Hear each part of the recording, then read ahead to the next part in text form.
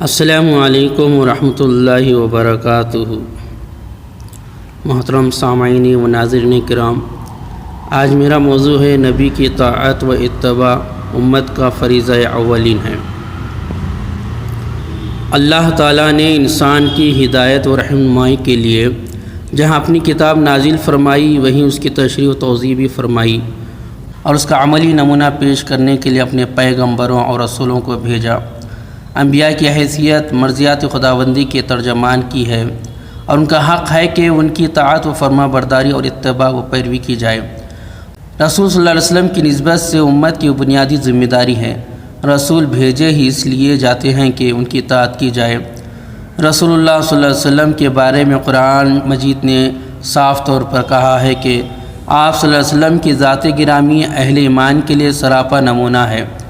نیز آپ صلی اللہ علیہ وسلم کی اتباع ہی اللہ کو محبوب رکھنے کا معیار اور خود اللہ کے محبوب بننے کا ذریعہ وسیلہ بھی ہے۔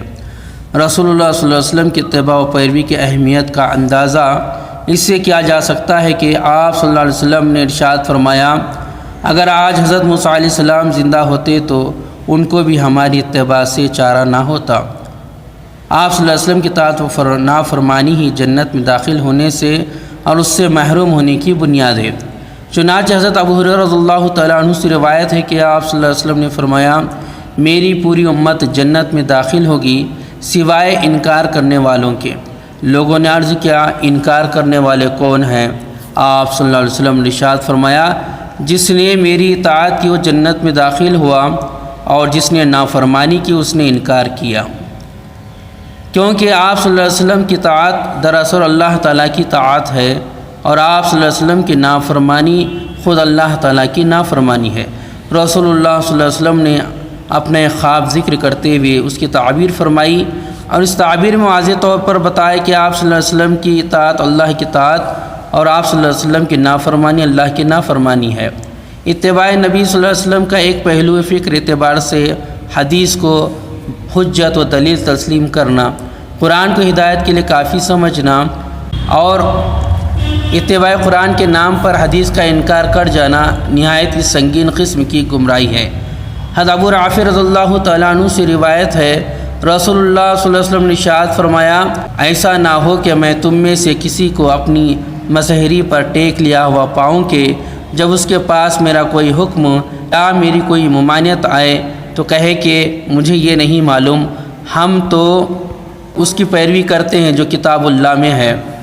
اسی طرح حدیث کو بھی قبول کرنے یا نہ کرنے کے لیے انسان اپنی عقل و کوتاہ کو پیمانہ بنائے، بلکہ جب بھی کوئی بات حدیث کے ذریعے پہنچے اسے سرمایہ چشم بنائے۔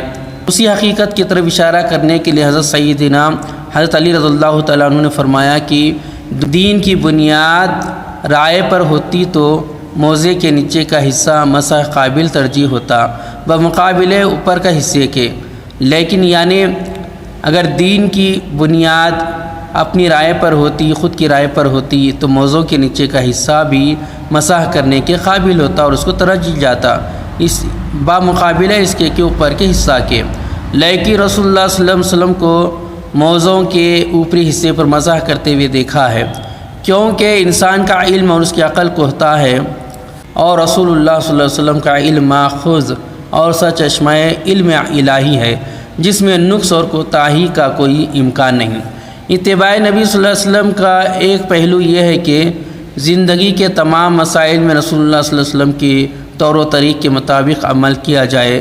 رسول اللہ صلی اللہ علیہ وسلم نے اصولی طور پر بھی اس کی ترغیب دی کہ میرے طریقے کو اختیار کرو اور مختلف مسائل کے بارے میں بھی اس کی تلقین فرمائی۔ چنانچہ ارشاد فرمایا کہ جیسے تم مجھے نماز پڑھتے دیکھو اسی طرح نماز پڑھو، یا جیسے حج کے بارے میں فرمایا کہ شاید پھر اس کے بعد میں حج نہ کر سکوں اس لیے مجھ سے طریقہ حج سیکھ لو۔ ائمہ مجتہدین اور فقہائے محدثین نے جو محنتیں کی ہیں ان کا ماحصل یہی ہے کہ انہوں نے اپنی جستجو اور تحقیق کے مطابق سنت نبوی کو دریافت کرنے اور حقیقت کے تہ تک پہنچنے کی کوشش کی ہے۔ جو اختلاف رائے واقع ہوا وہ سنت کے مقابلے اپنی رائے کی اتباع نہیں ہے، بلکہ بعض افعال میں حضور صلی اللہ علیہ وسلم سے ایک سے زیادہ طریقے منقول ہیں۔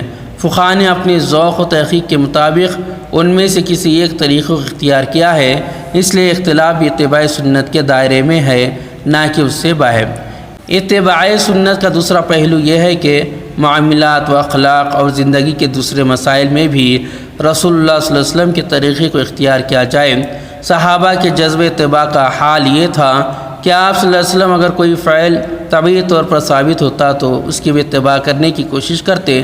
حضرت علی رضی اللہ تعالیٰ عنہ نے سواری پر سوار ہونے کے بعد سواری کی دعا پڑھی اور دعا پوری ہونے کے بعد ہنسنے لگے۔ دریافت کیا گیا کہ آپ رضی اللہ تعالیٰ عنہ کے ہنسنے کا باعث کیا ہوا؟ حضرت علی رضی اللہ تعالیٰ عنہ کے جواب کا خلاصہ یہ تھا کہ اس موقع سے آپ صلی اللہ علیہ وسلم بھی ہنسے تھے۔ حضرت عبداللہ بن عمر رضی اللہ تعالیٰ عنہما سے بخاری میں طویل روایت منقول ہے۔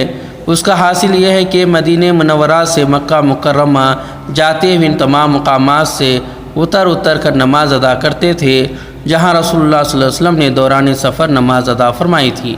گو سنت نبوی صلی اللہ علیہ وسلم کی مخالفت مخصوص نہ ہوتی، لیکن بظاہر احترام سنت کے خلاف کوئی عمل محسوس ہوتا تو یہ بات بھی صحابہ اکرام رضی اللہ تعالیٰ عنہ کو برداشت نہ ہوتی۔ عبداللہ بن عمر رضی اللہ تعالیٰ عنہما نے رسول اللہ صلی اللہ علیہ وسلم کا ارشاد نقل کیا ہے کہ اگر تمہاری عورتیں مسجد جانا چاہیں تو تم انہیں نہ روکو۔ ان کے صاحبزادے بلال رضی اللہ تعالیٰ عنہ کہنے لگے لیکن ہم تو انہیں روکیں گے۔ بلال کا مقصد حدیث نبی صلی اللہ علیہ وسلم کی مخالفت نہیں تھی، بلکہ مقصود یہ تھا کہ اخلاقی حالات میں جو تبدیلی پیدا ہوتی ہے اس کے پیش نظر میں مسجد جانے سے منع کروں گا۔ لیکن حضرت عبداللہ بن عمر رضی اللہ تعالیٰ عنہ سخت ناراض ہوئے اور راوی کہتے ہیں کہ اس بات پر انہیں اتنا برا بھلا کہا کہ اتنا برا بھلا کہتے ہوئے انہیں کبھی نہیں دیکھا گیا۔ رسول اللہ صلی اللہ علیہ وسلم کو کدو بہت پسند تھا۔ امام ابو یوسف نے اپنے صاحبزادے سے نقل کیا ہے، انہوں نے کہا کہ مجھے کدو زیادہ پسند نہیں ہے، حالانکہ اس کا تعلق طبعی پسند و ناپسند سے ہے، لیکن پھر بھی امام ابو یوسف کو یہ بات پسند نہ آئی اور ان سے بات کرنا چھوڑ دیا۔ صحابہ کرام رضی اللہ تعالیٰ عنہ اجمعین کے عمل کرنے کے لیے یہ بات کافی ہوتی تھی کہ رسول اللہ صلی اللہ علیہ وسلم نے عمل کیا۔ عبداللہ بن عمر رضی اللہ تعالیٰ عنہما سے مروی ہے کہ آپ صلی اللہ علیہ وسلم نے ابتدا میں سونے کی انگوٹھی بنائی، لوگوں نے بھی سونے کی انگوٹھیاں بنائی، پھر جب آپ صلی اللہ علیہ وسلم نے اس کے حرام ہونے کا اعلان فرمایا اور اپنی انگوٹھی پھینک دی تو تمام صحابہ کرام نے اپنی انگوٹھیاں پھینک دی۔ اسی طرح صلح حدیبیہ کے موقع سے صحابہ کرام رضی اللہ تعالیٰ عنہ کو احساس تھا کہ صلح اہل مکہ کے حق میں ہو رہی ہے اور مسلمانوں کو گر کر صلح کرنی پڑ رہی ہے، اس لیے صحابہ کرام رضی اللہ تعالیٰ عنہ احرام کھولنے اور سر منوانے کو تیار نہیں تھے۔ ام المؤمنین حضرت ام سلمہ رضی اللہ تعالیٰ عنہا کے مشورے پر آپ صلی اللہ علیہ وسلم نے خیمے سے باہر نکلے، قربانی فرمائی اور بال منوایا۔ یہ دیکھتے صحابہ کرام نے بھی اپنے بال منوا لیے۔ صحابہ کرام رضی اللہ تعالیٰ عنہ کو رسول اللہ صلی اللہ علیہ وسلم کی اطاعت اتباع کا اس قدر لحاظ تھا کہ آپ صلی اللہ علیہ وسلم کی معمولی سی ناگواری ان کو متنبع کرنے کے لیے کافی ہوتی تھی۔ حضرت عبداللہ بن عمر رضی اللہ تعالیٰ عنہما کے جسم پر قسم کے رنگ کی ایک چادر تھی۔ حضور صلی اللہ علیہ وسلم نے اس پر کسی قدر ناگواری کا اظہار فرمایا۔ گھر واپس آئے تو چولہا سلگایا ہوا تھا، چنانچہ اسی چولہے میں چادر ڈال دی۔ دوسرے روز حضور اکرم صلی اللہ علیہ وسلم سے اس کا ذکر کیا۔ آپ صلی اللہ علیہ وسلم نے ارشاد فرمایا عورتوں کو دے دیا ہوتا کیونکہ ان کے پہننے میں کوئی مذائقہ نہیں ہے۔ ایک انصاری مکان کے پاس سے گزر ہوا جنہوں نے اونچا گنبد نما گھر بنا رکھا تھا۔ آپ صلی اللہ علیہ وسلم نے دریافت فرمایا یہ مکان کس کا ہے؟ لوگوں نے ان انصاری صحابی کا ذکر کیا۔ پھر جب وہ صحابی رضی اللہ تعالیٰ عنہ کی خدمت میں حاضر ہوئے تو آپ صلی اللہ علیہ وسلم ایک گونا بے رخی برتی، یعنی ان سے بے رخی اختیار کی۔ دوسرے صحابہ رضی اللہ تعالیٰ عنہ سے وجہ دریافت کی، معلوم ہوا کہ آپ صلی اللہ علیہ وسلم کو اسی گنبد نما تعمیر کی وجہ سے گرانی محسوس ہوئی۔ وہ گھر گئے اور اس عمارت کو ڈھا کر زمین کے برابر کر دیا۔ حضور صلی اللہ علیہ وسلم سے اس کا ذکر بھی نہیں کیا۔ اتفاق سے چند دنوں بعد پھر وہاں سے آپ صلی اللہ علیہ وسلم کا گزر ہوا۔ آپ صلی اللہ علیہ وسلم نے جب گنبد والی تعمیر نہیں دیکھی تو وجہ دریافت کی۔ صحابہ نے صورتحال عرض کر دی۔ آپ صلی اللہ علیہ وسلم نے ارشاد فرمایا ضرورت و مجبوری کی تعمیر کے علاوہ ہر تعمیر آدمی کے لیے وبال ہے۔ اسی طرح کتنی مثالیں صحابہ کرام رضی اللہ تعالیٰ عنہ کی زندگی میں موجود ہیں، لیکن آج مسلمانوں کی صورت الحال کیا ہے؟ زندگی کے شعبے میں سنت رسول صلی اللہ علیہ وسلم کا دامن ہمارے ہاتھوں سے چھوٹا ہوا ہے۔ ہماری زبان جب نبی کے دعوے سے سرشار ہے، مگر ہماری عملی زندگی رسول اللہ صلی اللہ علیہ وسلم کی اطاعت اتباع سے خالی ہے۔ ہماری عبادتیں بے روح ہیں، ہماری اخلاقی پستی غیر مسلم معاشرے کو بھی شرمندہ کرتی ہیں۔ معاملات میں ہم اس قدر کھوئے اور حلال و حرام کی سرحدوں سے بے پرواہ ہیں، دوسری قومیں ہم سے معاملات کرنے میں تعامل کرتی ہیں یعنی پیچھے ہٹتی ہے۔ غرض ہمارا دین کتابوں میں ہے کہ نہ کہ ہماری زندگی میں۔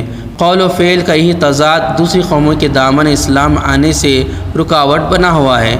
اس لیے اس وقت سب سے اہم مسئلہ یہ ہے کہ ہم عملی طور پر رسول اللہ صلی اللہ علیہ وسلم کی اطاعت اتباع کا راستہ اختیار کریں اور دوسری قوموں کی اتباع اور ان کی نقل سے اپنے آپ کو بچائیں۔ اللہ تبارک تعالی ہمیں ان باتوں پر عمل کرنے کی توفیق نصیب فرمائے۔ السلام علیکم ورحمۃ اللہ وبرکاتہ۔